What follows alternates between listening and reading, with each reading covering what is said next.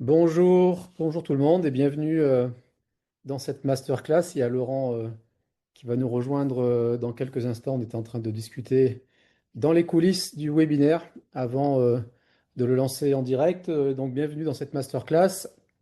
Vous êtes peut-être dans le Zoom avec nous. Si tel est le cas, bonjour et vous pourrez participer directement dans le Zoom. Pour celles et ceux qui sont sur les réseaux sociaux, là aussi, vous pouvez directement en live sur les réseaux poser vos questions, nous interpeller pendant cette masterclass. Et puis ceux qui regarderont cette masterclass en replay, là aussi, si vous avez des questions, n'hésitez pas à nous contacter, Laurent ou moi, directement sur LinkedIn. Et puis on se fera bien évidemment un plaisir de vous répondre. Alors, cette masterclass aujourd'hui, on va aborder le quatrième pilier du modèle d'activation de croissance. Pour ceux qui nous suivent depuis quelque temps maintenant, avec Laurent, on a créé donc ce programme Croissance pour tous depuis maintenant plus de 3 ans, avec ce qu'on appelle le MAC, le modèle d'activation de croissance, qui permet à tout à chacun, entrepreneur, patron de petite entreprise, de pouvoir développer dans la durée et mettre en place sa stratégie de croissance basée sur quatre piliers de l'acquisition client, passant par la conversion, la fidélisation et puis l'optimisation, sujet qu'on va aborder aujourd'hui. Voilà, pour ceux qui n'auraient pas vu les masterclass précédentes, je peux vous renvoyer vers le site internet Croissance pour tous, où vous retrouvez tous les enregistrements des masterclass. On a eu beaucoup de demandes et beaucoup de commentaires sur la masterclass précédente sur l'intelligence artificielle. Donc, je vous invite à la revisionner pour celles et ceux que ça intéresse directement sur la chaîne YouTube de Croissance pour tous, où si vous ne trouvez pas, vous nous demandez, on vous enverra le lien directement. Alors, sur le sujet du jour, avant que Laurent nous rejoigne, donc Croissance pour tous, ça a été développé, évidemment, ça fait un peu plus de 3 ans. Voilà, c'est un programme qui permet aux entrepreneurs de mettre en place leur stratégie de croissance dans les organisations. Dans ce programme, vous pouvez vous bénéficier de beaucoup de contenus qui sont là pour vous aider, vous accompagner. Parmi tous ces contenus, nous retrouvons un mardi sur deux les masterclass qui sont ouvertes à tous. Pour celles et ceux qui souhaiteraient aller plus loin dans l'accompagnement, vous pouvez directement sur croissancepourtous.com retrouver le livre qui est en accès directement. Vous avez également accès, vous pouvez prendre un rendez-vous avec Laurent ou moi si vous souhaitez un accompagnement. Vous avez également accès à la formation en ligne. Voilà, vous pouvez par vous-même sur 12 semaines, via des vidéos, via des contenus pédagogiques, on vous prend par la main pour vous aider à mettre en place tous ces sujets adaptés à votre activité. Et puis voilà, si vous souhaitez vraiment encore aller plus loin, vous pouvez également faire appel à Laurent ou moi pour un coaching personnalisé. Alors, dans la session du jour, je regarde en même temps sur les réseaux les premiers commentaires qui apparaissent. Donc, sur la session du jour, on va parler optimisation client, optimisation du parcours client. C'est vrai qu'on a tendance, et c'est humain, on le fait tous, à passer beaucoup de temps, beaucoup d'énergie sur l'acquisition client, ce qui est bien, ce qui est une bonne chose, mais souvent, la partie optimisation client, elle est soit négligée, soit pas forcément valorisée. Et donc, c'est ce on a voulu partager dans cette masterclass avec Laurent, comment pouvoir capitaliser sur la clientèle existante, pour faire en sorte qu'elle puisse recommander, qu'elle puisse vous recommander auprès de nouveaux clients, hein. C'est ce qu'on appelle ce bouche à oreille, eh ben, qu'on va pouvoir accélérer grâce à l'optimisation client. Donc on va parler de tout ça dans cette masterclass. J'ai, je dis souvent dans mes interventions, quand on souhaite faire en sorte que le digital vous apporte, bah voilà, vous apporte de la visibilité, vous apporte de l'activité, il faut faire en sorte que votre réputation, et votre réputation, c'est votre principal actif, hein, votre actif commercial, votre réputation, c'est toute l'empreinte positive que vous avez pu laisser auprès de votre marché, auprès de vos clients tout au long de vos différentes activités. Et donc votre réputation, c'est votre actif commercial premier. Et donc quand on souhaite faire en sorte que le digital ben, vous aide dans le développement de votre activité, il faut faire en sorte que cette réputation, qui est intangible, ben, on puisse la voir dès lors qu'on va se connecter en ligne, dès lors qu'on va se connecter sur vos profils, dès lors qu'on va se connecter sur un site internet, par exemple. Donc la question à vous poser, c'est est-ce que cette réputation qui est intangible, quand on vous découvre sur Internet, est-ce que je la vois? Est-ce que quand je découvre votre entreprise, ou si vous êtes un entrepreneur, est-ce que quand je vous découvre, ben, je vais effectivement voir et valider que ben, vous avez des clients qui vous recommandent, vous avez une réputation qui est intangible, parce qu'on sait que ben, les avis clients, la réputation, ben, c'est un facteur important de déclenchement ben, au niveau commercial. Alors, pour entrer dans le vif du sujet, j'attends alors Laurent qui m'envoie un message. Voilà, on va l'inviter dans la réunion.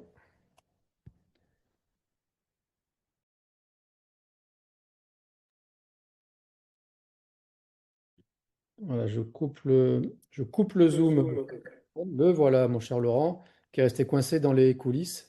Oui, exactement. J'étais en train de faire le partage d'écran, donc je t'entendais, faisais défiler les slides, mais manifestement, j'étais pas en live avec vous. Je suis vraiment Dans désolé. le webinaire, ben, écoute, bonjour Laurent. Donc, on a, pendant que tu n'étais pas là, parlé du sujet du jour. On a représenté Croissance pour tous et j'étais en train donc de présenter la masterclass sur l'optimisation avec cette notion de réputation qui est un tangible, qui est notre principal actif commercial, hein, finalement, la réputation d'une boîte, la réputation d'un entrepreneur auprès de tous les clients qu'on a pu accompagner dans notre activité. Et donc, quand on veut dès lors accélérer avec le digital, la question c'est quand je vais en ligne, quand je vais sur les supports digitaux, un site web, un profil social, est-ce que cette réputation qui est intangible, j'arrive ben, à la voir en ligne et souvent on constate des écarts et tout l'enjeu finalement c'est ben, comment transformer cette réputation qui est encore une fois un actif commercial, ce que moi j'appelle un capital digital. Et donc tu vas partager, on va partager ensemble dans cette masterclass bah, pourquoi c'est important d'avoir une réputation en ligne dite de ce nom dès lors qu'on veut activer du digital pour sa croissance. Et puis on va partager également quelques tactiques, hein, des exemples très concrets, puisque en toute simplicité, hein, tout ce qu'on partage avec vous, on se l'applique maintenant depuis une bonne dizaine d'années.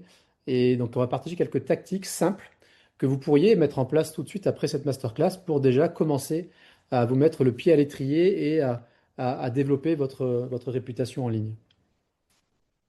Très bien. Eh bien, écoute, je prends le relais, Olivier. Merci pour cette introduction.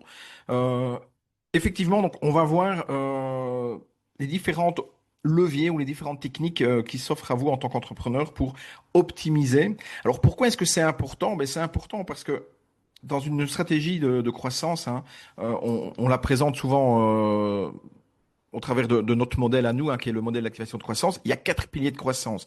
Il y a l'attraction, il y a la conversion, la fidélisation et l'optimisation.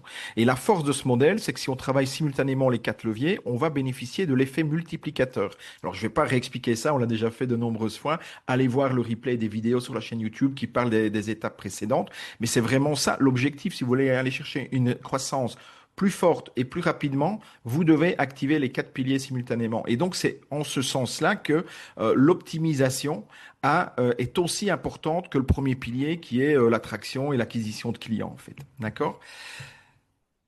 On voit aussi que si on ne travaille pas l'optimisation, mais on ne travaille pas l'ensemble du cycle de vie client et donc on n'optimise pas l'ensemble du parcours client et on ne tire pas profit et on ne capitalise pas sur le retour sur investissement qu'on peut tirer d'un client fidèle qui va devenir un gros client et puis un client ambassadeur qui va parler positivement de vous et qui va vous générer ou attirer ou vous renvoyer des prospects, des clients potentiels en début de funnel. Et ce qu'il faut de comprendre ici, c'est que on n'est plus dans une approche entonnoir. On présentait souvent le tunnel de vente comme un entonnoir où il faut attirer des contacts, les qualifier pour en faire des prospects chauds, leur remettre une offre, les convertir, etc. On essaye maintenant plutôt de concevoir l'approche et le tunnel marketing-vente comme un cercle, comme une roue et un cercle vertueux. Et c'est en ce sens que le MAC, le modèle qu'on vous a présenté, que Olivier a représenté dans l'introduction, il respecte cette approche-là. C'est-à-dire que la finalité en soi, c'est pas le client, c'est pas d'attirer, de convertir un nouveau client, c'est pas ça l'objectif et la finalité en soi. Le but, c'est de mettre vraiment le client au centre de tout le processus marketing-vente. Et le processus, quand je l'ai converti en client, le client n'est jamais qu'à la moitié de ce processus-là. Et si je continue de l'accompagner et de le travailler sur les autres étapes du processus, on va voir que ce client-là, il va me générer beaucoup plus de chiffre d'affaires et il va m'amener des prospects par recommandation, par bouche à oreille. Il va m'amener donc des prospects qui ne me coûteront rien. En fait, c'est simplement le résultat, le bénéfice d'un client qu'on a satisfait, qu'on a fidélisé et qu'on continue de travailler au niveau de l'optimisation. Donc voilà pourquoi c'est vraiment important. Alors tout ce que je présente ici, comme expliqué par Olivier dans l'introduction, c'est repris, c'est ce qui est présenté vraiment en détail, de long en large dans le programme Croissance pour tous, que ce soit dans le livre, que ce soit dans la formation, dans les sessions de coaching, etc. Donc ici, en 1 heure, on essaye, nous, d'être chirurgical et d'être très focus, mais c'est expliqué beaucoup plus en détail, évidemment, au sein du programme Croissance pour tous. Alors, la première question à se poser, c'est comment augmenter la valeur vie client. D'accord? Alors, pour comprendre la valeur vie client, il faut quand même expliquer certaines notions, certains concepts. D'abord, c'est le panier moyen. C'est quoi le panier moyen? Eh bien, c'est le montant d'achat moyen que vous vendez à vos clients. Alors, il s'agit d'une moyenne. On a tous des clients, des gros clients à qui on vend beaucoup, et puis des petits clients à qui on vend une petite prestation. D'accord? Ici, le panier moyen, c'est une moyenne de tous ces montants-là. Alors, il se calcule comment? Eh bien, on prend le revenu total, c'est-à-dire le chiffre d'affaires que vous avez généré, par le nombre de commandes. Et le nombre de commandes, c'est généralement lié soit au nombre de factures, soit au nombre de tickets caisse. Ça dépend un petit peu quel est votre type d'activité. D'accord? Donc ça, c'est le panier moyen. C'est important de connaître votre panier moyen parce qu'on va voir qu'à partir du moment où on le connaît, on va pouvoir essayer de l'augmenter.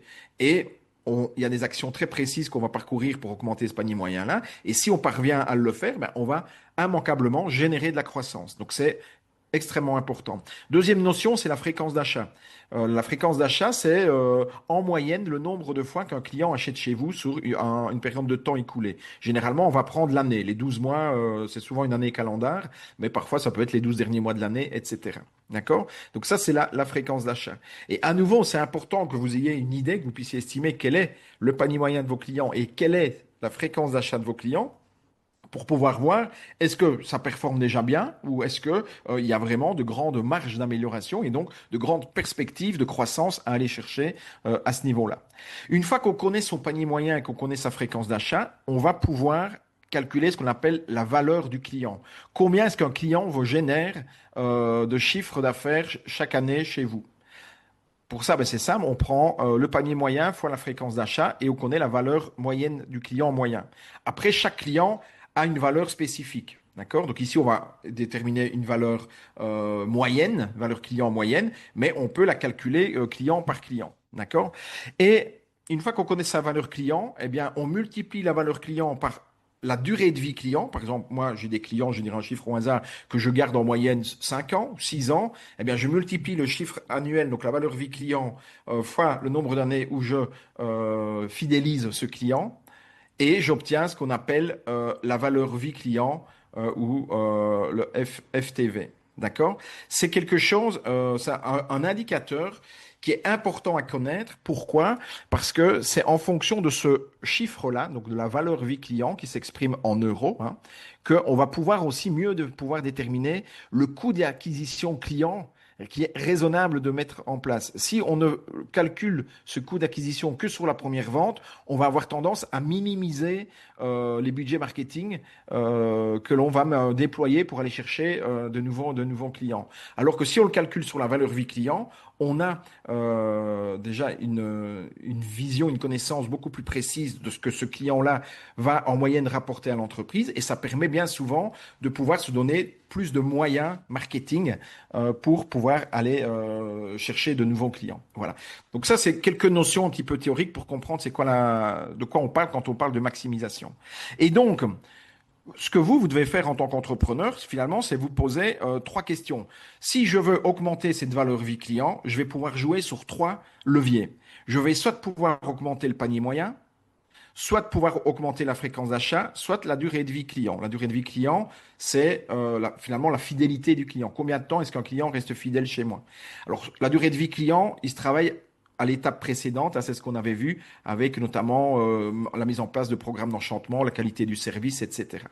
Par contre, le panier moyen, la fréquence d'achat, ben, là, il y a vraiment des actions concrètes à mettre en place pour augmenter ce panier moyen et cette fréquence d'achat. Et chaque fois que je vais y arriver, ben ça va avoir un effet de levier et ça va pousser mon chiffre d'affaires et donc ma croissance vers le haut. D'accord?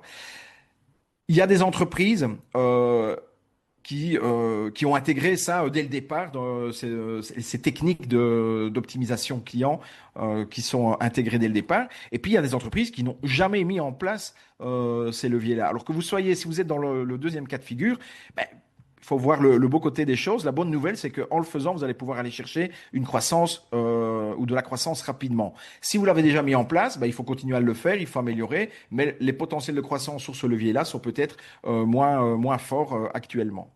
Alors, comment est-ce qu'on peut augmenter le panier moyen et augmenter la fréquence d'achat? Eh bien, pour ça, on va utiliser des techniques de vente et des techniques de promotion des ventes. Alors, il y a quatre grandes techniques que je présente, qu'on présente avec Olivier dans le livre et dans le programme. Il y a d'abord tout ce qui est ce qu'on appelle le upselling et le cross-selling. Donc, c'est la montée en gamme et les ventes croisées. Ensuite, il y a les ventes privées et puis les offres promotionnelles. Alors, la montée en gamme, c'est quoi? La montée en gamme, ça consiste à vendre. Donc, quand un client achète un de vos produits ou un de vos services, ben, vous allez vendre, vous allez essayer de lui vendre plus que ce qu'il demande ou ce qu'il a besoin. C'est-à-dire qu'une personne, je vais prendre un exemple, une personne qui vient dans une concession automobile pour acheter un véhicule, elle a en tête d'acheter, je sais pas, le modèle Golf chez Volkswagen, eh bien, le vendeur, il va essayer de lui vendre soit peut-être le modèle au-dessus, s'il sent que la personne budgétairement peut suivre, ou il va essayer de lui vendre la Golf, mais avec un pack full équipement, etc. Donc en fait, on vend ce que le client demande, mais on essaye de le vendre dans une version premium avec plus une qualité supérieure qui justifie un prix de vente plus élevé. Ça, ce sont ce qu'on appelle l'upselling ou les montées en gamme. Vous allez chez Quick ou chez McDonald's, vous allez vous demander un hamburger, on va essayer de vous vendre le double burger. Et puis une fois que vous avez le double burger, on va essayer de vous vendre le menu complet, d'accord, avec la frite, avec la boisson. Donc là, on est d'abord dans le petit burger, on passe au double burger, c'est du upselling. Et puis on va essayer de nous vendre la boisson avec la frite et le petit pot de sauce. Et là, on est dans du cross-selling. D'accord? C'est la différence avec le cross-selling. Le cross-selling, c'est la personne vous achète un produit et vous lui vendez un autre produit, un autre service qui est complémentaire, mais utile et pertinent par rapport à sa première demande. Ici, l'exemple que je montre, c'est vous achetez un appareil Canon en ligne et on va vous proposer, le site e-commerce va vous proposer d'acheter également la batterie ou une deuxième batterie pour aller avec l'appareil. Tout ça, on est dans des techniques de cross-selling. Ce qu'il faut comprendre, c'est que le upselling, le cross-selling, tout le monde, quel que soit le secteur d'activité, le type de business dans lequel on est, tout le monde, on peut le faire. Euh, Nous, Olivier et moi, nous sommes dans le consultant, agence marketing digital. On sait mettre en place des techniques, hein, des ventes de cross-selling et de upselling sans aucune difficulté. Exemple, une personne va acheter un site internet, eh bien, on va lui vendre également, évidemment, l'hébergement et la maintenance du site, mais on va essayer de lui vendre une première campagne de référencement payant dans Google Ads parce qu'une fois que le site sera en ligne, il aura besoin de générer rapidement du trafic qualifié vers le site, etc. Donc tout ça est pertinent, a du sens par rapport à l'objectif et aux besoins du client, mais ça reste néanmoins des techniques de upselling et de cross-selling. Le but est d'essayer de vendre le plus possible aux clients qu'on a déjà réussi à convertir sur un premier produit. OK? Ensuite, il y a les ventes privées. Les ventes privées, ben ça, c'est peut-être plus compliqué à appliquer en fonction du secteur d'activité dans lequel on est, mais globalement, il s'agit d'inviter certains segments de clients à accéder à des ventes qui sont voilà qui ne sont pas offertes à l'ensemble des consommateurs lambda, mais c'est des ventes qui sont réservées soit uniquement aux clients actuels et pas aux nouveaux clients, soit aux clients qui font partie du club qui ont la carte membre ou la carte de fidélité, soit le top 10 clients. Voilà, par exemple, moi j'avais une cliente qui était dans le prêt-à-porter féminin, elle faisait des ventes privées systématiquement pour des pré-soldes et elle invitait le top 10% de ses meilleurs clients, donc qui dépensaient le plus d'argent sur une année chez elle, d'accord? Elle les invitait en des pré-soldes où les personnes pouvaient venir pré-réserver les articles qu'elles souhaitaient pouvoir obtenir en solde 2, 3 jours plus tard, quoi. Voilà. Donc ça peut s'appliquer très facilement. Maintenant, c'est peut-être pas pertinent pour tout le monde. Mais de nouveau, ça permet, l'objectif de ça, c'est de venir booster les ventes et donc augmenter le panier moyen et augmenter la fréquence d'achat des clients qu'on a déjà. Le but de toutes ces techniques-là, ce n'est jamais de laisser de la marge. Donc si à un moment vous mettez ça en place et que vous laissez de la marge, c'est que la mécanique n'est pas bonne. Le but de ces techniques-là, c'est d'aller chercher plus de chiffre d'affaires. Et donc si, hein, c'est le principe d'une promotion, si à un moment on fait une ristourne, on donne un pourcentage, on fait un rabais, c'est que derrière, il y a automatiquement, c'est lié à l'achat d'une quantité plus grande, etc. Donc c'est toujours du win-win. Vous donnez, vous consentez une ristourne de prix, c'est en échange d'un gain pour vous. Ça peut être voilà, du 2 plus 1 ou vous achetez ça et vous avez le deuxième à moitié prix, des choses comme ça. Donc vous lâchez de la marge, mais c'est en échange d'un volume et donc d'un chiffre d'affaires qui au final est gonflé, quoi. OK? Et quatrième levier, donc on a vu les montées en gamme, le upselling, les ventes croisées, le cross-selling, les ventes privées quand c'est applicable. Et puis la quatrième tiroir promotionnel sur lequel on peut jouer, c'est tout ce qui est promotion des ventes. Et là, il y a plusieurs types de promotion des ventes. Et les quatre principales techniques que l'on retrouve, ça va être des réductions de prix, ça va être des ventes avec prime, hein. Vous achetez, je sais pas moi,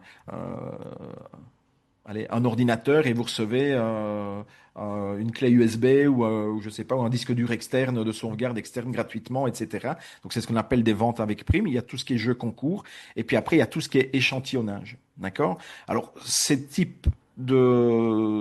techniques promotionnelles-là, forcément, si on est dans du B2C, si on vend des produits plutôt que des services, ben, il y a des choses qui sont plus facilement applicables et accessibles que d'autres, quoi. Mais ici, ce qu'il faut comprendre, c'est que vous devez vous poser la question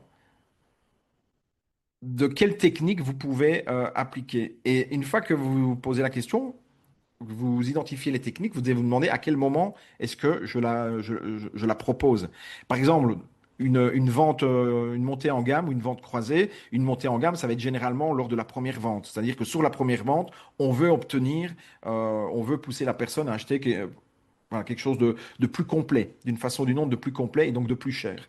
Par contre, les ventes croisées, ça peut être proposé lors de la première vente, ça peut se faire plus tard. Tout dépend du secteur d'activité. Si on est coach ou consultant, on va pas appliquer ces techniques-là de la même façon que si on a un site e-commerce ou si on a une boutique, une boutique physique, voilà, dans un centre commercial ou dans une rue marchande. Ok? Voilà. Pour ceux que ça intéresse, il y a sur le site Croissance pour tous, il y a une ressource qui présente justement toutes un peu les différents types de promotion des ventes et qui explique avec des cas concrets comment ça peut être appliqué. Peut-être que voilà, pour certains, ça peut être intéressant et ça peut être une source d'inspiration pour ben, voir un petit peu les différents types de promotions que vous pourriez imaginer pour votre activité, sans être systématiquement dans le même type de promotion ou uniquement de la ristourne prix voilà où on casse sa marge. Voilà. Ça, c'était pour activer donc la première partie du quatrième pilier de croissance, hein, donc qui est comment en fait vendre plus à mes clients. Et pour ça, je dois essayer de vendre plus, plus souvent, plus longtemps. C'est une première façon en fait d'utiliser ces clients actuels pour aller chercher de la croissance. Il y a une deuxième façon également d'utiliser ces clients actuels pour aller chercher de la croissance, c'est de les utiliser pour et de tirer profit de bouche à oreille positif que ces clients satisfaits, ces gros clients qui sont devenus des clients ambassadeurs avec la durée, hein, dans le temps, c'est de voilà tirer profit de ces gens-là qui sont satisfaits et qui sont enclins à parler positivement de vous pour venir réalimenter en début de tunnel de vente avec des prospects. Alors, quand on veut tirer profit du bouche-oreille, on pense bien sûr aux avis clients, mais il n'y a pas que les avis clients. Il y a différentes façons de le faire. Et alors, de nouveau, ici, le but, c'est pas de choisir une façon, mais c'est d'essayer de combiner un maximum de ces techniques, parce que plus vous allez les combiner, plus vous allez avoir un bouche à oreille qui va être fort, qui va être viral et qui va avoir de la visibilité et qui va générer un flux entrant de prospects en début de tunnel.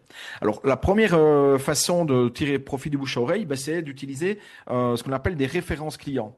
En principe, sur votre site internet, si votre site internet est bien fait, et si vous avez été bien conseillé, vous avez un endroit quelque part sur votre site ou peut-être même sur toutes les pages, dans toutes les sections de votre site, vous allez afficher vos références clients. Le but des références clients, c'est de montrer, alors peut-être pas la totalité de vos clients, mais en tout cas, parmi vos clients, quels sont ceux qui sont les plus connus, ceux qui ont la plus grande notoriété. Pourquoi? Parce que ben, le fait de montrer qu'on a parmi ces clients des grands noms, des entreprises qui ont pignon sur rue, eh bien, c'est simplement, on appelle ça un élément de rassurance pour les prospects. Les gens qui ne sont pas encore clients, quand ils vont voir que on a déjà parmi nos clients de grands noms, eh bien, ça les rassure. Ça veut dire que globalement, ce que l'inconscient comprend, c'est que ben, si on est capable d'avoir telle entreprise comme client, ça veut dire que on a forcément derrière une qualité de service et qu'on est capable de délivrer la promesse que l'on fait. Donc voilà le but. Donc déjà, au minimum, vous devriez activer les références clients. Deuxième, Laurent, oui. j'ai quelques questions sur les réseaux là, mais il y en a une qui attire mon attention de Jean-Michel qui suit toutes nos masterclass apparemment. Voilà, bonjour Jean-Michel. Voilà, et qui me demande, enfin qui te demande, donc sur le modèle d'activation de croissance, quelle différence y a-t-il entre la fidélisation et la maximisation? Euh, c'est pas très clair. Est-ce que fidéliser un client, c'est déjà commencer à faire de l'upsell, à lui vendre d'autres choses, ou il y a une vraie distinction entre les deux approches? Alors, c'est très proche, mais il y a il y a une petite nuance malgré tout. C'est-à-dire qu'un client fidèle, c'est un client qui va racheter plus d'une fois. D'accord? Donc, à partir du moment où le client rachète plus d'une fois, c'est un client fidèle. Mais il peut racheter chaque fois le même montant. Je vais prendre l'exemple. Je sais pas, je vais prendre un exemple. J'ai un coach sportif, par exemple. Je lui paye, il m'a convaincu, j'ai fait un appel découverte. Il m'a vendu une session de coaching avec un abonnement mensuel, mais que je peux résilier à tout moment. Ok. J'ai payé le premier mois, j'ai fait mes sessions de coaching, je suis content, je paye le deuxième mois. Je deviens un client fidèle. Là, je suis au huitième ou neuvième mois, je continue à payer. Mais je paye toujours le même montant. Donc, c'est un montant, on est à 59 euros par mois. Ça on comprend voilà, certaines prestations de services pour 59 euros par mois. Et c'est toujours la même chose. Je n'ai pas encore été optimisé par ce client-là pour essayer de me vendre euh, un coaching supplémentaire et essayer de me faire passer mon abonnement de 59 euros à 69 euros, 99 euros, j'en sais rien. Vous voyez? Voilà. Donc, mais on est d'accord que pour pouvoir optimiser un client, il faut forcément le fidéliser. Voilà. La fidélité, je rappelle ce qui avait été présenté dans la masterclass il y a 4 semaines sur le pilier 3 de la fidélisation, justement. En fait, la fidélité, ce n'est jamais que la conséquence d'un taux de satisfaction élevé.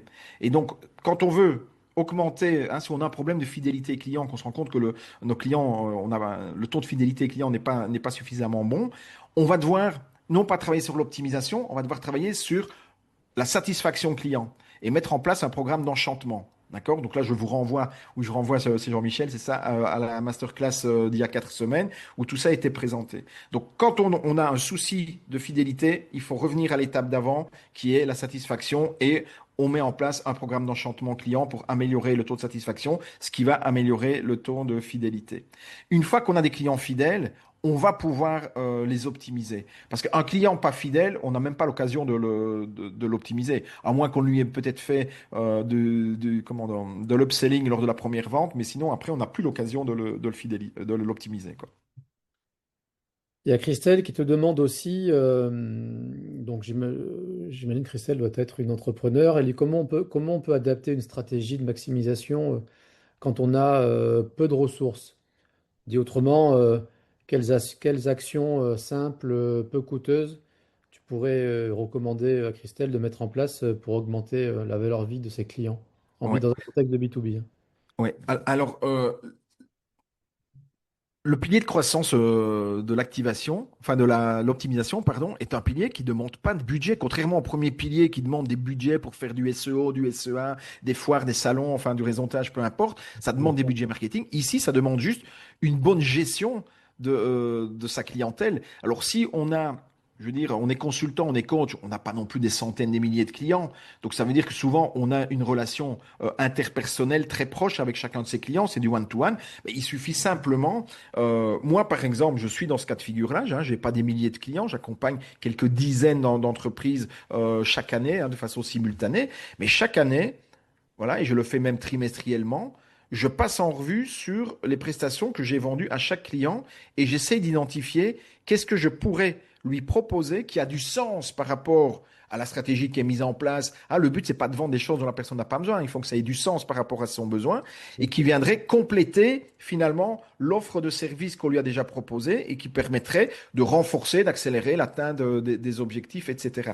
Donc, ça ne me demande pas de budget, ça me demande juste un petit peu de temps et de pouvoir dire, ben, je m'arrête 15 minutes, 20 minutes sur chaque client tous les X temps pour dire, OK, lui, je lui ai vendu ça, on est en train de terminer ça comme prestation, comme service, qu'est-ce que je pourrais lui proposer? Donc ça, c'est déjà enfin, un petit quick win, très facile à faire, prendre le temps de passer en revue chacun de ses clients.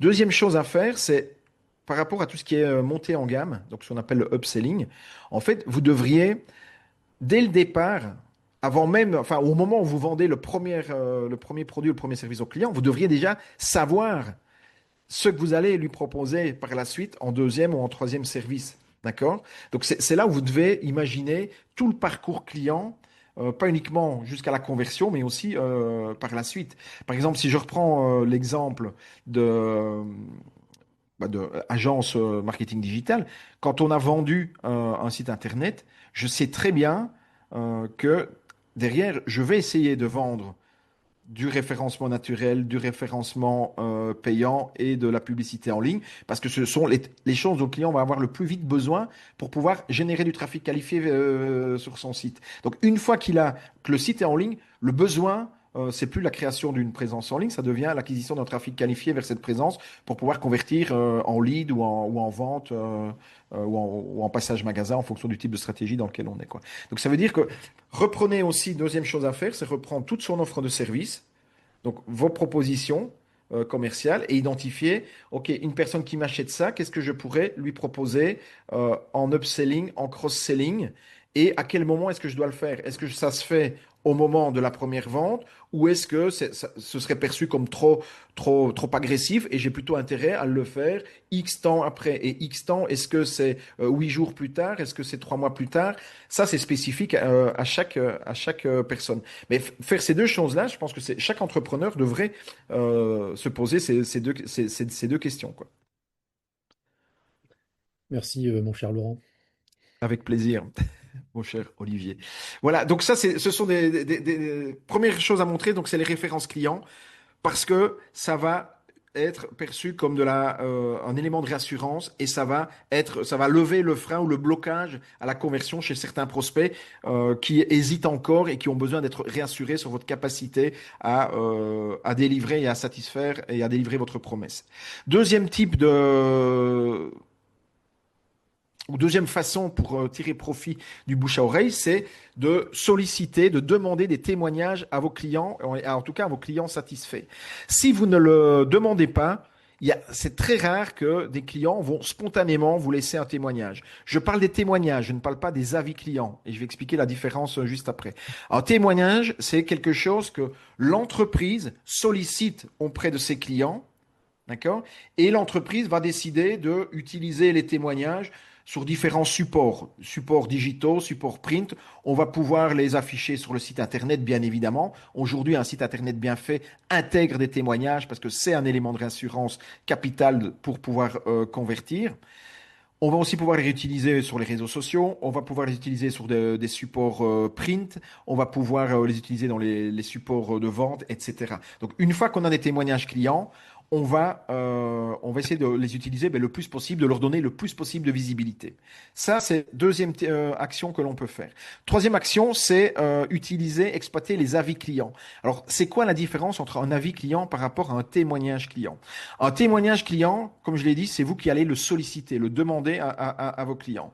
Les avis, c'est quelque chose que les clients laissent sans que vous leur demandiez quoi que ce soit la plupart du temps. Et malheureusement, si vous ne gérez pas les avis clients, vous allez voir que vous allez en recevoir, mais bien souvent, vous allez recevoir des avis qui seront négatifs ou en tout cas pas spécialement élogieux par rapport à votre entreprise. Pourquoi?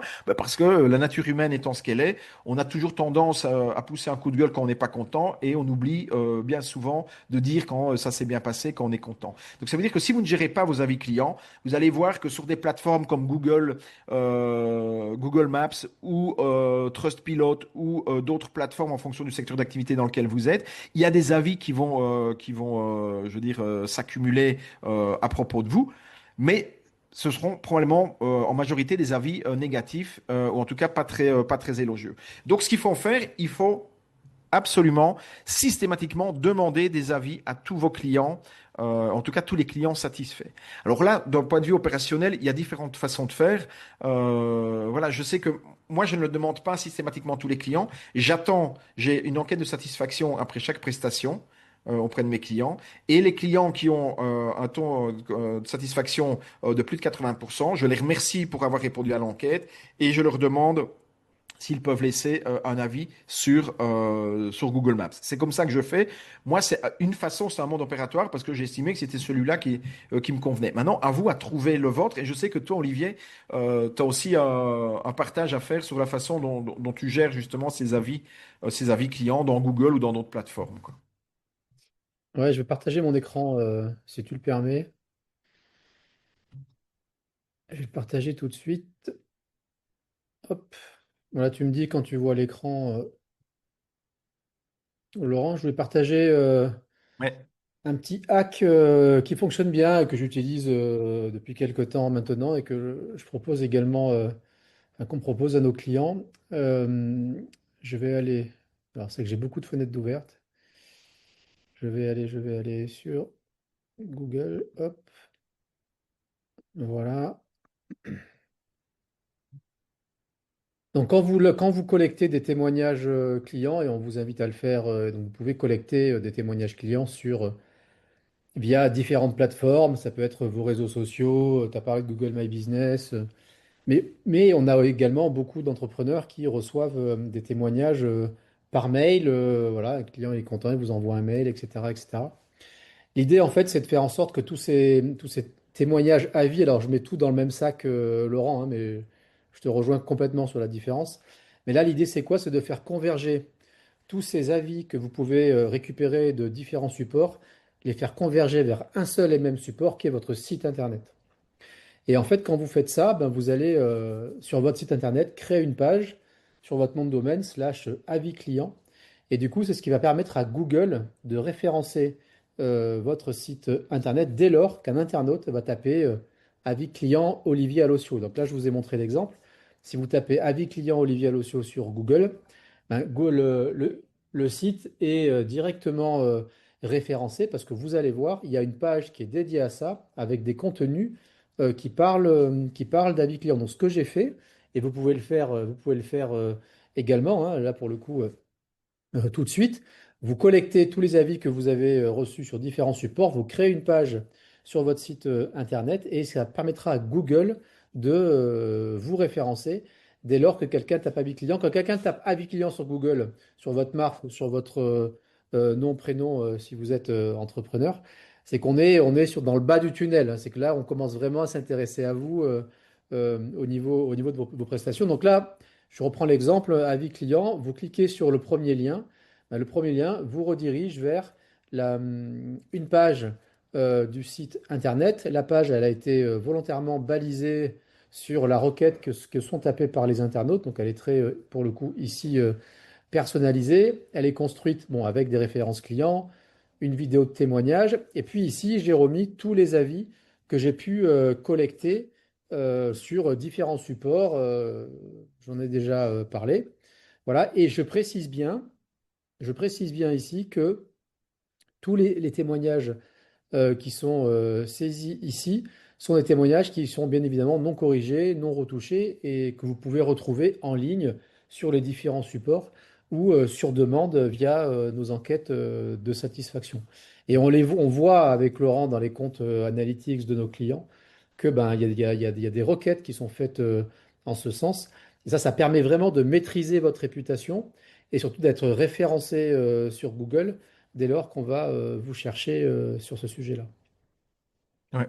Et il y a forcément des métiers où c'est capital, hein, quand on est coach, formateur, consultant, ce genre de choses, c'est un élément. Hein, on parlait d'augmenter le taux de conversion, ben c'est un élément qui va directement impacter la conversion finale, le fait de l'avoir ou de ne pas l'avoir, quoi. Bah, effectivement, tous ces métiers d'infoprenariat, coach, consultant, etc., c'est des métiers qui sont très intuités, personnés.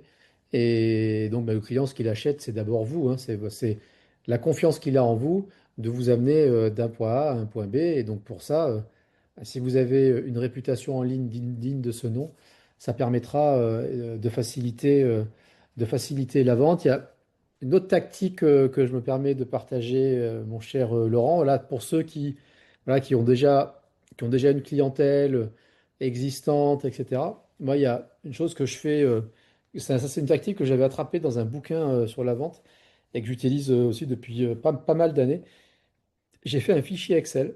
Dans ce fichier Excel, j'ai mis le nom, j'ai mis 30 clients, nom, prénom, numéro de téléphone, site internet et prestations vendues. Et donc j'ai les 30 clients. Et ce fichier Excel, donc j'ai fait un truc un peu sympa physique, voilà. Je le mets systématiquement dans mes propals et où je le remets physiquement à mes clients. Je leur dis voilà, appelez qui vous voulez et du coup ben discutez et demandez comment ça se passe de travailler avec WSI. Et ça aussi, c'est très fort comme Mm. pouvoir de persuasion, parce qu'il n'y a pas un, deux clients, là j'en mets 30. Donc là, les gens, ils peuvent tirer au hasard. Et souvent, ce qui se passe, c'est que les gens, ils appellent pas. Mm, mm. Mais ils peuvent appeler. Voilà. Donc ça aussi, c'est des petites tactiques commerciales qui permettent de capitaliser sur votre clientèle existante ben, pour le coup, ici, un peu mieux convertir. Je renvoie au pilier 2 du modèle d'activation de croissance, mais on voit bien la boucle vertueuse qu'on peut mettre en place avec toutes ces tactiques dans le cadre du Mac. Ouais. Et à nouveau, ici, ce sont donc tout ce qu'on a présenté jusqu'à présent, ça ne demande pas de budget. Donc c'est quelque chose, il faut juste en fait déjà savoir que c'est important de le faire et puis prendre les quelques minutes nécessaires pour mettre en place ces différentes actions-là. Mais de nouveau, si vous le faites, bah, comme tu viens de le dire, Olivier, vous allez activer ce cercle vertueux du marketing et vous allez vraiment sentir un effet de levier.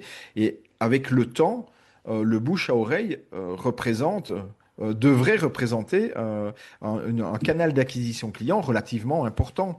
Moi, petite anecdote personnelle, j'ai passé la période de confinement Covid-19 où j'avais deux, trois canaux d'acquisition qui se sont arrêtés du jour au lendemain puisque le présentiel, le réseautage, etc., tout ça était terminé.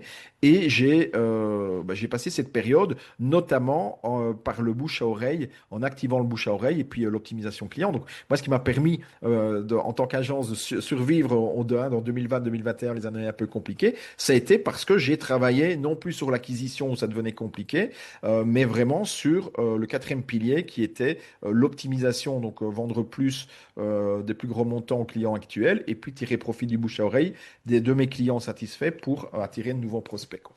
Donc on voit voilà, ça délivre des résultats et ça peut parfois être salvateur, quoi. Ce matin, j'étais avec un client, on a fait une session de travail d'une heure sur un atelier marketing. Client qui a 20 ans d'ancienneté, c'est une boîte qui est dans le bâtiment, donc ils ont beaucoup de clients, voilà, ils ont une réputation très solide, très ancrée localement sur leur territoire. Et quand on va sur Internet, bah, ils ont des avis clients, mais c'est sans commune mesure avec la réalité et le nombre de clients qu'ils ont accompagnés depuis maintenant une vingtaine d'années dans leur secteur d'activité. Et je leur disais donc ça, le développement des avis clients, c'est un axe dans le digital qui est important pour eux et on est en train de mettre en place des choses pour le faire. Et je leur disais, la première chose à faire quand on veut consolider sa réputation en ligne, déjà, c'est de systématiser le process de collecte des avis clients. Le systématiser. C'est-à-dire que bah, vous regardez tout ce que vous avez fait et puis vous essayez de rattraper le retard. Mais surtout, sur tout ce que maintenant vous allez mettre en place et tous les clients que vous allez accompagner, systématiquement, vous devez avoir des routines de collecte d'avis clients. Voilà. Parce que si vous ne mettez pas ça en place, ben, il y en a qui vont passer entre les mailles du fil. Donc déjà, la première étape, c'est de systématiser la collecte. Et puis après, sur la deuxième étape, c'est de trouver des tactiques pour que quand vous allez demander, ben, les gens acceptent de le faire. Voilà. Et une des tactiques que je partage, si tu me permets, mon cher Laurent, sur un canal, alors c'est un canal très B2B, et c'est un canal que j'aime bien. LinkedIn aujourd'hui, en B2B, quand c'est bien travaillé, voilà, je sais que nous, ça nous ramène 20 à 30% de notre business depuis maintenant de nombreuses années. Et une des fonctionnalités sur LinkedIn qui est très intéressante, c'est bah, d'aller solliciter des clients, ou en tout cas votre écosystème professionnel, pour venir vous laisser un avis directement sur votre profil. Donc ça, la systématisation, c'est de dire, ben, à chaque fois que j'accompagne un client, je vais aller le solliciter. Bon. Puis après, c'est comment on fait de manière très concrète. Et ce que je fais sur LinkedIn, et ce qui marche 9 fois sur 10, 9 fois sur 10, c'est quand vous allez solliciter l'avis d'un client via la plateforme LinkedIn parce que vous voulez de la preuve sociale sur le réseau B2B. Là, c'est donc il y a une petite manip à faire, hein. Vous allez sur le profil du client, vous cliquez sur plus, vous cliquez ensuite sur solliciter une recommandation. Puis là, il y a un petit écran qui apparaît, vous cochez les bonnes cases et LinkedIn vous propose un texte que vous pouvez personnaliser pour solliciter l'avis. Donc plutôt que d'utiliser le texte par défaut proposé par LinkedIn, ben, vous pouvez écrire votre propre texte. Et en gros, ce que vous faites, eh ben voilà, tu dis, bonjour Jean-François, je suis en train de mettre à jour mon profil LinkedIn. Peux-tu m'écrire une recommandation du style de points, ouvrez les guillemets, et c'est vous qui écrivez à la place de Jean-François la recommandation. Alors vous l'inventez pas, parce que c'est votre client, vous avez déjà débriefé la fin de mission, etc. Et vous écrivez à la place de Jean-François la recommandation.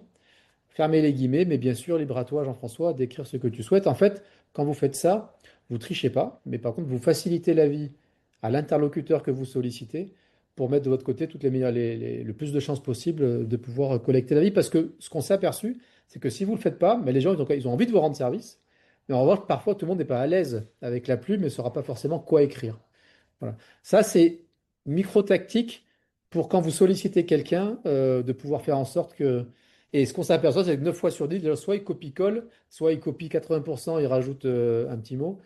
Et il y a une fois, une personne qui m'a dit, quand j'étais en formation, ah ben non, mais j'aimerais pas qu'on me fasse ça. J'ai dit, ben très bien. Mais vous savez écrire, ça ne vous pose aucun problème. Voilà, vous faites partie des 1 sur 10. Donc si vous avez un client et que vous savez qu'il sait bien écrire, à ce moment-là, c'est pas la peine de le faire. Merci Olivier pour ce partage. En fait, tu viens de présenter la quatrième technique ou la quatrième façon en fait de tirer profit du bouche à oreille. C'est justement, voilà, ce sont les recommandations. Obtenir des recommandations. Alors, obtenir des recommandations, là, c'est une façon de le faire. Enfin, c'est des recommandations de témoignages dans ce cas-là. Mais on peut aussi demander des recommandations de clients, de prospects potentiels. Et ça, c'est aussi donc quelque chose qu'on vous invite à faire. De nouveau, dans nos métiers, par exemple, de conseil, de consultance, de coaching, c'est quelque chose qui est extrêmement important. C'est de demander en fait à un client, et parfois on peut même le faire avec des prospects. Je vous expliquerai comment après, mais en tout cas avec vos clients, quand vous arrivez en fin de mission, ou au moment en tout cas le plus opportun, demandez à vos clients est-ce qu'ils connaissent dans leur entourage des personnes qui pourraient être intéressées par vos produits, vos services. Et la personne, elle va vous dire oui ou non, mais bien souvent c'est oui, et elle va vous donner des noms de personnes que vous allez pouvoir contacter de sa part. Et de cette façon-là, vous allez voir que vous alimentez de façon naturelle votre tunnel de vente, et le fait d'aborder ce nouveau prospect en annonçant qu'on vient de la part d'eux ou qu'on a eu ces coordonnées de par une personne qui connaît, ça facilite, ça brise la glace et donc on a généralement de très bons retours en termes d'engagement et de conversion parce que le lead a été généré sur base d'une recommandation. Et donc ça, c'est quelque chose que je vous invite vraiment à faire. Alors je vais vous refaire le partage d'écran parce que je pense que on était toujours sur le tien.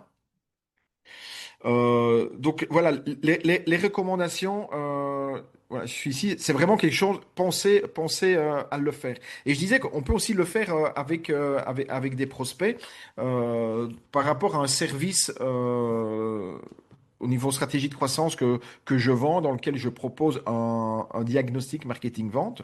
Je propose parfois, dans certaines situations, je propose ce diagnostic marketing-vente gratuitement, alors que ça a une valeur au prospect. C'est une façon un petit peu de, moi, d'apprendre à mieux le connaître et de lui faire découvrir un petit peu de l'intérieur, comment on fonctionne et la valeur ajoutée qu'on pourrait lui apporter. Mais par contre, je dis, c'est gratuit. Je vais vous faire ce diagnostic, je vais vous le faire gratuitement. Mais en échange, je vous demande minimum 3 noms. Hein, je demande entre 3 et 5 noms de personnes, d'entrepreneurs qu'il connaît et que je pourrais aborder, enfin, approcher de sa part. Donc, vous voyez que même dans une démarche de prospection, on peut utiliser et demander des recommandations. De nouveau, si vous ne les demandez pas, elles arrivent parfois, mais souvent, vous ne le savez pas, vous ne le mesurez pas, et c'est souvent au compte-gouttes. Et donc, comme l'a dit Olivier pour les avis, les recommandations, en fait, vous devez le systématiser et l'automatiser si c'est possible, mais en tout cas le systématiser avec vos clients certainement, et peut-être voir avec vos prospects comment vous pouvez le faire. Donc ça, c'est un autre levier, une autre façon, une autre technique pour tirer profit finalement du bouche à oreille et de la satisfaction et de l'enchantement des clients que vous avez. Une autre façon, on est passé dessus un peu rapidement, c'était l'étude de cas. Voilà, utiliser des études de cas, hein, des case studies, c'est aussi une façon de tirer profit du bouche à oreille et de la notoriété de certains gros clients. On a vu que hein, quand on présente des références clients, ben, on met en avant les plus gros clients. Eh bien, dans certains secteurs d'activité, parfois, on a besoin d'expliquer euh, plus en détail le pourquoi c'est intéressant, pertinent d'acheter tel produit ou tel service, parce qu'il y a une certaine technicité, une certaine complexité, etc. Et souvent, l'étude de cas est le meilleur moyen de faire comprendre à un prospect pourquoi il devrait aussi penser, envisager d'acheter tel produit ou tel service. D'accord? Eh bien, lorsque vous réalisez l'étude de cas, donc le but, c'est de pouvoir expliquer voilà, un cas réel dans lequel votre prospect va pouvoir se projeter, se reconnaître. Et évidemment, dans le choix du client que vous allez utiliser pour faire l'étude de cas, essayez de prendre un client parmi les plus connus, les plus visibles, les plus notoires sur dans votre secteur d'activité ou sur votre zone géographique. Donc voilà. Donc, les études de cas, au même titre que les témoignages, les avis, peuvent contribuer à générer du bouche à oreille, à attirer des prospects et à les convertir en leads et pourquoi pas en clients. Alors, ça demande un petit peu plus de travail, mais aujourd'hui, avec l'intelligence artificielle et des outils tels que ChatGPT, je pense que c'est à la portée de n'importe quel entrepreneur, quoi. Quand on vend en B2B sur un site internet, il faut une page avis client, une page étude de cas. C'est les deux piliers forts Ouais, en B2B, j'entends. ouais. Donc, Et oui, effectivement, et plus le sujet est technique, plus il y a besoin de, je veux dire, d'expliquer, d'évangéliser certaines choses, plus ça signifie que les avis clients ont un rôle stratégique à jouer dans la stratégie d'acquisition, quoi, et de conversion, quoi. Exactement. OK. Voilà, on est arrivé au bout de cette masterclass, donc on est dans les délais. Donc si je résume ce qu'on a vu, donc on a vu que il faut optimiser. Donc une fois qu'on a converti un client, on n'est qu'à la moitié du tunnel, il faut le satisfaire, il faut le fidéliser. Et une fois qu'on l'a fidélisé, on va l'optimiser. Et il y a deux axes d'optimisation. Le premier, c'est d'augmenter le chiffre d'affaires qu'on va réaliser avec chacun de nos clients. D'accord? Pour ça, il y a des techniques d'upselling, cross-selling, vente privée, promotion des ventes, etc., qui peuvent être mises en place pour accroître le montant d'achat et la fréquence d'achat. D'accord? Et deuxième levier ou axe de travail, ça va être de tirer profit du bouche à oreille pour mettre en place le cercle vertueux qui va amener de nouveaux prospects en début de tunnel. Et pour cela, eh bien, on va exploiter à la fois les références clients, les témoignages clients, les avis clients, les études de cas et les recommandations. Voilà ce qu'on a essayé de vous partager pour vous donner une vue un petit peu globale de ce qui peut être mis en place. De nouveau, si vous êtes nulle part aujourd'hui sur la mise en place de l'activation et de l'optimisation, pardon, bien c'est pas grave. Commencez par une première action. Commencez par les avis clients ou commencez par de l'upselling. Voyez ce qui est facilement réalisable par rapport à votre situation d'aujourd'hui. Et après, ben, essayez d'activer, de mettre en place un maximum des techniques qu'on vous a présentées, parce que plus il y aura de techniques qui seront mises en place, eh bien, meilleure sera votre visibilité, meilleur sera enfin, plus grand sera le panier moyen et la fréquence d'achat, et meilleure sera votre réputation en ligne, et donc vous attirerez à vous beaucoup plus de prospects. Voilà un petit peu ce qu'on voulait vous partager aujourd'hui avec Olivier. Est-ce qu'il y a des questions entre-temps, Olivier, qui sont donc, arrivées? oui, j'ai une dernière question, mais je te laissais terminer. Tu n'as pas parlé d'outils qui justement permettent d'automatiser la collecte d'avis. Je sais qu'on n'en a pas parlé. Euh, un mot Oui, là-dessus? alors, il y a plusieurs outils, effectivement, où on peut centraliser la gestion des avis. Moi, je vais en citer un parce que on avait eu le fondateur de cette solution-là, qui était une start-up française, qui était venu dans une masterclass croissance pour tous. Je pense que c'était début de la saison dernière, donc en 2020. 24, je pense, si je ne me trompe. Et donc, c'était la solution d'Ellipse.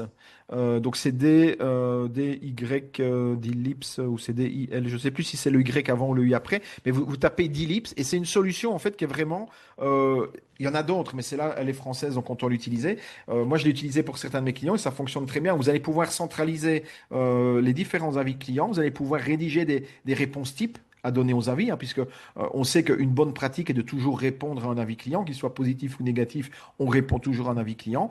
Eh bien, vous allez pouvoir gérer cela dans cette plateforme-là, dans cet outil, avec vous allez rédiger vos messages types et puis vous n'aurez plus qu'à repartir de ces messages-là, les customiser en fonction du message.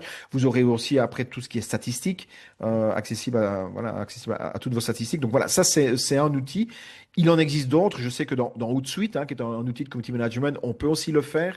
Donc là, comme nous, on est agnostique au niveau, au niveau outil, on n'en a pas un à pousser plus que non, qu'un autre, mais en tout cas, c'est deux outils qui fonctionnent très bien pour cela. On n'a pas parlé des avis Google My Business qui permettent d'optimiser le référencement. Effectivement, quand on collecte des avis Google My Business, ça permet de faire remonter le référencement. C'est notamment très intéressant dans le référencement local, si vous avez un Ouais. business local. Et je sais qu'il y a des plateformes d'avis, notamment il y en a une qui maintenant est référencée par Google et qui remonte en référencement local, qui est Trustpilot, je crois. C'est pas pour leur faire de la pub, mais des avis collectés via Trustpilot maintenant sont maintenant indexés par Google et remontent dans les fiches Google My Business. Là aussi, si le référencement c'est des sujets, ça peut être pourquoi pas des leviers Ouais. à aller creuser. Mais effectivement, à partir du moment où on n'a que Enfin, on n'est pas sur Trustpilot ou sur des TripAdvisor, des Booking.com, des choses comme ça. Je pense que le premier outil dans lequel enfin, ils font s'approprier, c'est Google, Google Business Profile, donc anciennement Google My Business, hein, qui s'appelle maintenant Business Google Profile. C'est là-dedans que vous allez pouvoir gérer les avis, et c'est là-dedans que vous allez voir les avis vont apparaître là-dedans. Vous allez pouvoir y répondre là-dedans. Donc, le premier outil, c'est Google Business Profile, certainement. Après, si on doit gérer plusieurs plateformes, c'est intéressant, des outils comme Delips, parce qu'on va pouvoir voilà, plugger toutes les plateformes d'avis et les gérer à un seul endroit. Mon cher Laurent, nous arrivons à la fin de cette masterclass. On est fin juin. On- On s'était dit qu'on essaierait de faire une dernière masterclass au mois de juillet, notamment sur un gros sujet d'actualité, le référencement, qui est en train de énormément bouger sur Google. On n'a pas encore la date. C'est pas certain qu'on saura le faire encore avant les congés d'été, puisque l'intervenant a un agenda très chargé, donc on attend la confirmation. Donc de toute façon, vous recevrez un email enfin, d'invitation à la prochaine masterclass. Alors ce sera soit d'ici 2 à 3 semaines, si on arrive encore à en faire une avant les congés d'été. C'est Si ça. jamais ce n'est pas possible, ce sera On va faire la rentrée. à la rentrée de tout début septembre. Et si jamais on ne devait plus se voir d'ici là, ben, surtout bonne déconnexion, bonnes vacances, bon congé, profitez de l'été. À très vite. Et n'oubliez pas, le replay et les replays de toutes les masterclass sont sur la chaîne YouTube. Donc, si vous avez une mauvaise météo pendant vos vacances, ce que je ne vous souhaite pas, mais sachez que vous avez de quoi vous occuper. Voilà ce que je voulais dire. Merci à tous et à tous. Et puis, à très vite. Et merci à toi, Olivier. À bientôt. Bonne fin de journée.